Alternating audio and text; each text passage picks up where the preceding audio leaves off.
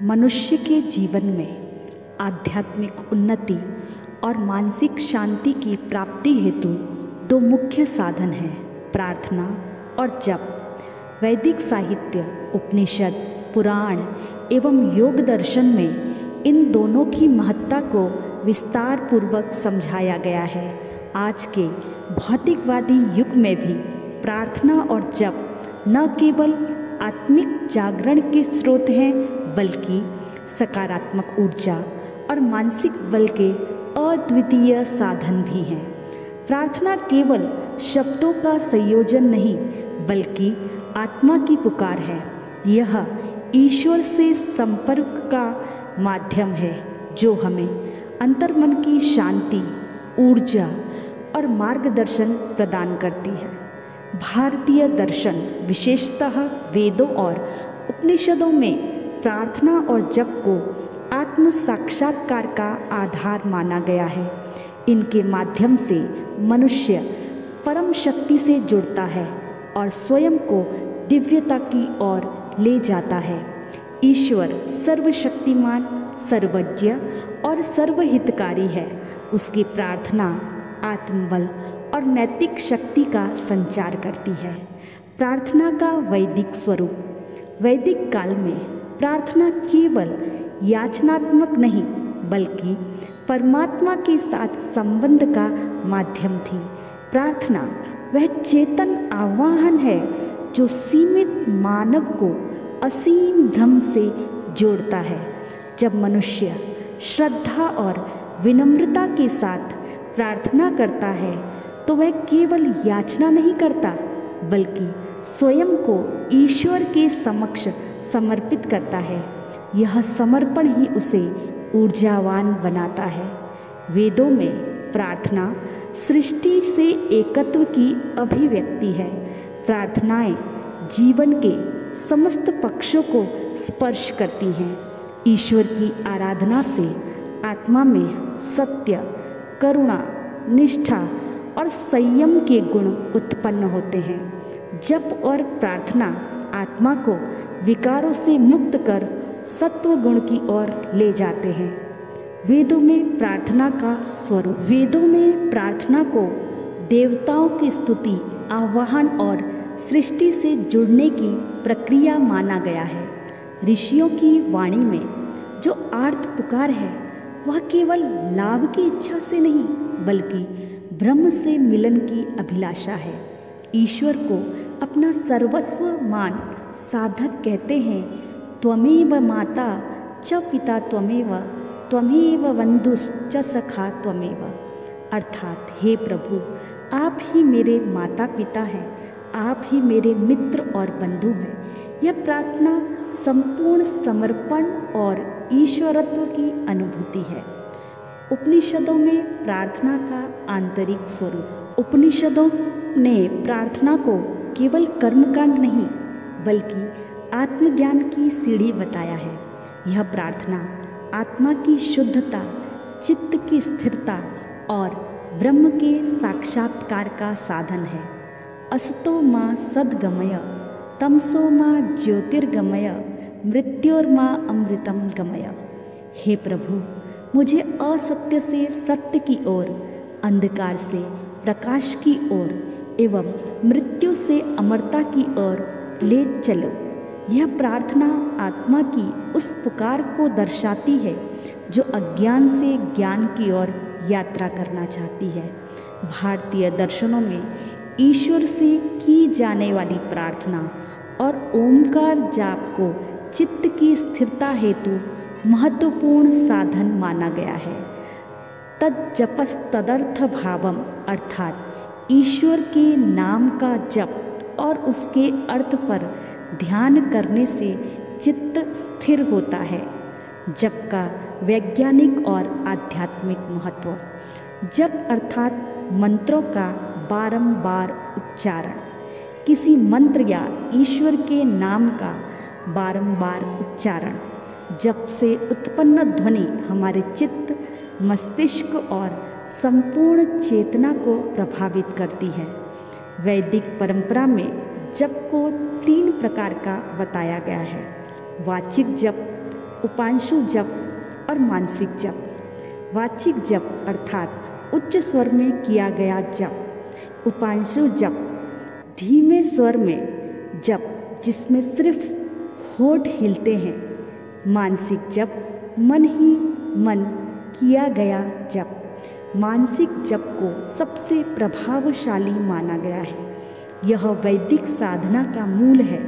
ऋषियों ने जप को शब्द ब्रह्म की अनुभूति का मार्ग बताया है। जप से उत्पन्न ध्वनि तरंगे केवल वातावरण को नहीं, साधक के भीतर के सूक्ष्म तत्वों को भी प्रभावित करती है। नास्ति जपात परम बलम, जप से बढ़कर कोई बल नहीं। यह आध्यात्मिक ऊर्जा का स्रोत है। प्रार्थना और जप से उत्पन्न सकारात्मक ऊर्जा। जब हम किसी मंत्र का बार बार उच्चारण करते हैं तो वह कंपन उत्पन्न करता है। वह ध्वनि तरंगे हमारे मस्तिष्क, हृदय और वातावरण को प्रभावित करती हैं। ओम का उच्चारण करने से मस्तिष्क में अल्फा वेव्स उत्पन्न होती हैं जो तनाव कम करती हैं, साथ ही मानसिक स्पष्टता और हमारा आत्मबल भी बढ़ता है। प्रतिदिन जप करने से चित्त की शुद्धि और एकाग्रता बढ़ती है। मानसिक शांति और आनंद की अनुभूति होती है। भावात्मक संतुलन आता है। ईश्वर में दृढ़ विश्वास उत्पन्न होता है। समाज में सेवा और समर्पण की भावना उत्पन्न होती है। प्रार्थना और जप से उत्पन्न ऊर्जा हमारे चारों ओर एक रक्षात्मक ऑरा उत्पन्न करती है जो नकारात्मकता को दूर करती है। आधुनिक विज्ञान ने भी स्वीकार किया है कि मंत्रोच्चारण और ध्यान से मस्तिष्क में अल्फा वेव्स उत्पन्न होती हैं जिससे तनाव में कमी आती है और सकारात्मकता बढ़ती है। हृदय गति स्थिर होती है और रोग प्रतिरोधक क्षमता में वृद्धि होती है। मनोरोग चिकित्सा में भी यह प्रमाणित हो चुका है कि नियमित प्रार्थना और मंत्र जप से तनाव, चिंता, अनिद्रा जैसी समस्याएं समाप्त होने लगती हैं। ध्वनि तरंगों का कंपन हमारे मस्तिष्क के न्यूरॉन्स पर प्रभाव डालता है। आत्मा और चित्त की शुद्धि। जप और प्रार्थना का सबसे बड़ा प्रभाव चित्त की शुद्धि पर होता है।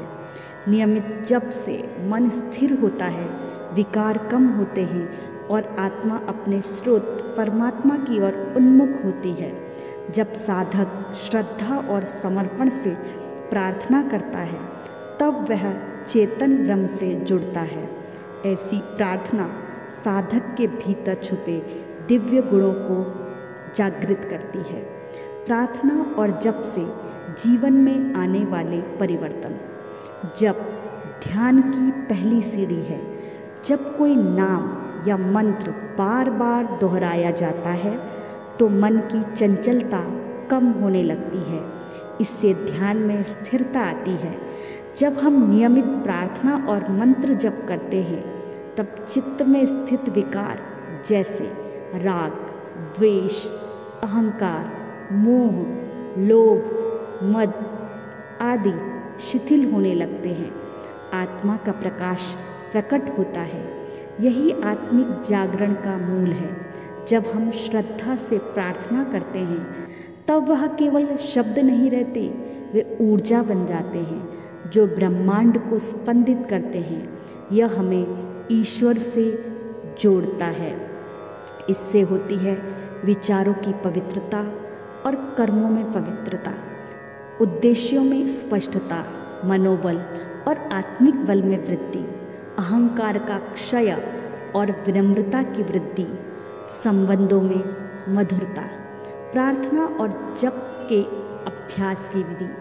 प्रातः और संध्या समय शांत स्थान पर बैठें, मन को स्थिर करें, गहरी सांस लें।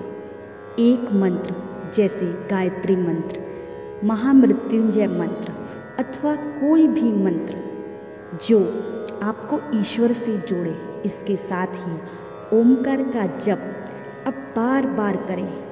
प्रारंभ में वाचिक जप करें, धीरे धीरे उपांशु और फिर मानसिक जप की ओर बढ़ें। ईश्वर से प्रार्थना में शुद्ध भावना, श्रद्धा और नम्रता होनी चाहिए।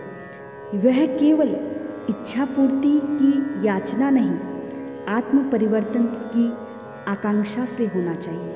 जब हम किसी संकट में होते हैं तब की गई प्रार्थना हृदय से निकलती है और ब्रह्मांड की चेतना को छूती है। इसीलिए प्रार्थना पूरी श्रद्धा से करनी चाहिए। प्रार्थना और जप वे साधन हैं जो आत्मा को ऊर्ध्वगामी बनाते हैं। यह केवल शब्द नहीं, ऊर्जा के सशक्त स्रोत हैं। इसके माध्यम से हम ईश्वर के समीप आते हैं, अपने भीतर की शक्तियों को जागृत करते हैं। प्रार्थना और जप से प्राप्त होने वाली शक्ति और सकारात्मक ऊर्जा साधक के साथ संपूर्ण वातावरण को भी दिव्यता से भर देती है। यह मार्ग केवल धार्मिक नहीं अपितु पूर्णतः वैज्ञानिक, आध्यात्मिक और आत्म साक्षात्कार का पथ है। इसीलिए कहा गया, जपात सिद्धिः जपात मोक्षः जपात प्रीतिर मनोहरे। जो व्यक्ति प्रार्थना और जप को जीवन का अंग बना लेता है वह किसी भी परिस्थिति में शांत, स्थिर और ऊर्जावान रहता है। इससे प्राप्त सकारात्मकता साधक के साथ साथ उससे जुड़े लोगों को भी दिशा प्रदान करती है। यह साधना, यह आह्वान केवल शब्द नहीं, आत्मा की पुकार है। प्रार्थना और जप आत्मा की जागृति, चित्त की स्थिरता और आत्मशुद्धि के लिए अमोघ साधन है। प्रार्थना और जप के माध्यम से ही मनुष्य ईश्वर के समीप पहुंच सकता है। अतः आइए हम सब अपने जीवन में सच्ची प्रार्थना और जप को स्थान दें। यही आत्मिक उन्नति का पथ है। ओम शांति ही शांति ही शांति ही।